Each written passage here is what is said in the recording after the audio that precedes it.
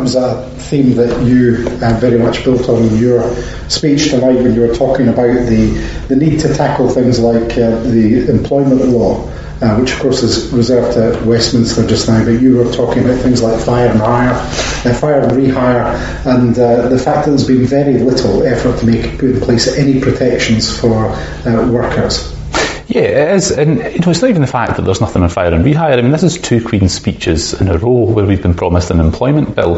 If you believe, as I certainly don't, but if you believe Westminster Brexiteers, they will say that it's about taking back control, it's about Britain being able to improve workers' rights. But this is now a second year when the UK government has had the opportunity to bring forward legislation to put on the statute books the ability to protect workers. Now, our SNP colleague, our good friend Gavin Jones, has done so much running on the issue of fire and rehire, particularly when the Labour Party have been totally absent, totally all at sea. In fact, arguably, they've been doing their own fire and rehire this week, firing Angela Rayner and then reappointing her to another role. But quite aside from that, Gavin has really hit the nail on the head about fire and rehire. Some of that was highlighted in his own constituency by BA. But here at Westminster, MPs on a regular basis have been raising this with the United Kingdom government, and they could have brought forward a bill in this Queen's speech, but instead what they've decided to do is to go after people in working class communities who don't have ID to vote at polling stations, when instead what they could be doing is providing proper protections for workers. And so many of us who campaign to remain in the European Union because of the hard-won gains of workers' rights in Europe now find it rather alarming that the UK government has nothing to say on workers' rights, whether that's in terms of fire and rehire or some of the wider practices. And I think the absence of an employment bill today is something that should be deeply, deeply worrying. But through your listeners back home in Inverness need not worry, because there is an opportunity for people in Scotland to take a different path, not to have employment law directed by government ministers in London that people in Scotland haven't voted for, but instead by government in Edinburgh that's been directly elected by people in Inverness and right across Scotland. Voters in Inverness and right across Scotland, as you rightly said. The difference there, you were talking, as Ian also mentioned earlier, about a tale of two governments. It's different choices are being made by the two governments.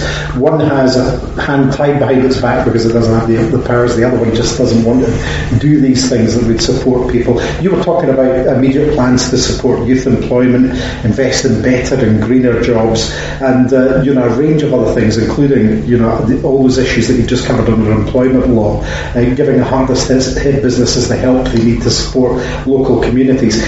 Critically, you said, and I think I'm quoting you directly here, the lack of urgency or action in the Queen's speech on the stuff that matters to most people is precisely why the Tories were once again roundly rejected at the ballot box.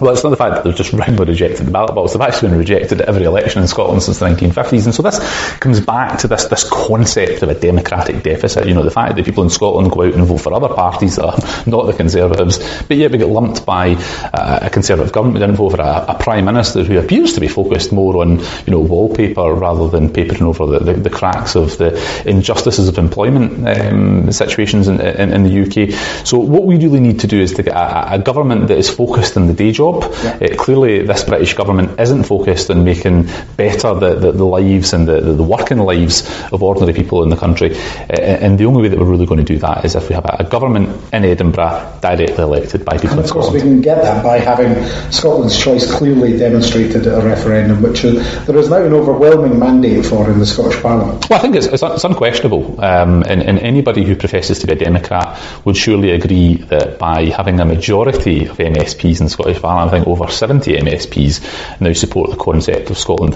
having the right to choose its future. This isn't about yes or no. This isn't about independence of the Union. This is simply about people having the opportunity to choose their future. And I was really reflecting on this in the flight down to Westminster this week. This concept that back at the 1999, the first election of the Scottish Parliament, only about 30 odd MSPs supported Scottish independence or the idea of a referendum. We're now in a situation where just 20 years on, over 70 members of the Scottish Parliament who've been democratically elected support that. There's a clear majority, and it's therefore incumbent upon this Westminster government to listen to that majority and give Scotland the right to choose its own future. Indeed,